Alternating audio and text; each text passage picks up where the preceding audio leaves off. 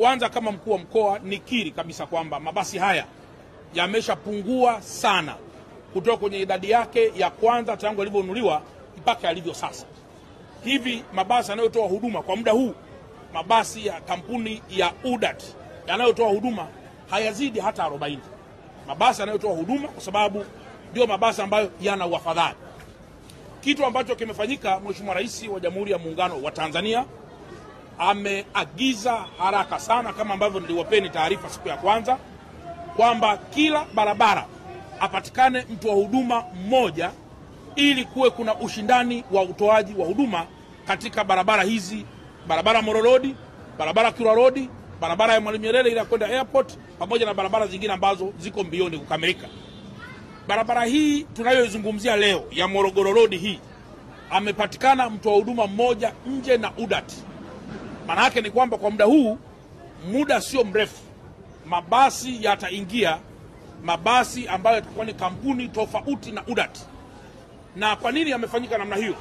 Imefanyika namna hiyo ili apatikane mtu mwingine mwenye nguvu, mwenye uwezo wa kiteknolojia wa kuweza kuingiza mabasi haya. Mwanzoni, kama mnakumbuka vizuri, UDART, serikali na hisa kwenye UDART. Hata tukaona hapana, ni vizuri mabasi haya sasa yakaendeshwa na kampuni binafsi ambao watakuwa na uwezo mkubwa wa kusimamia masuala yote yanayohusu upakiaji wa abiria. Lakini barabara ya Kilwa Road, ndugu zangu waandishi wa habari, na yenyewe tulisema ifikapo tarehe 15 mwezi wa 8 kutakuwa tayari kuna mabasi mapya yanayoingia kutoka nchini China. Ninayo furaha pia kuambia kwamba kweli ilipofika tarehe 15 magari yote yalikuwa yako kwenye bandari ya Dar es Salaam. Baada ya hapo ilikuwa ni kuanza kushughulika na masuala mengineyo, ikiwemo mambo ya import duty, mambo ya VAT, ili tuweze kuyatoa kwa release order moja ya mabasi yaweze kufanya kazi. Mabasi ya kampuni ya Moffat kwa njia ya Kilwa Road yaliyokwisha fika mpaka sasa yako 151, na mara ya kwanza tarehe 15 yaliingia mabasi 99. Hivi ninavyozungumza tumeyatoa yote bandarini, yako kwenye yadi ya pale Mbagara, ili kuyapata vibali vyote maalum na yaweze kuingia barabarani.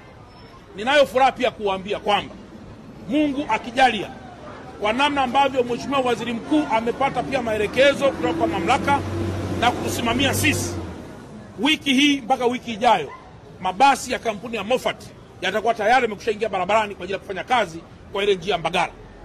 Sasa kilichopo kwenye barabara hii ni nini? Tulichokiamua kwenye barabara hii mpaka muda huu, kwa kuwa mabasi haya ni machache, na kwa kuwa mabasi haya demand yake imekuwa ni kubwa kuliko supply, tulichokifanya sasa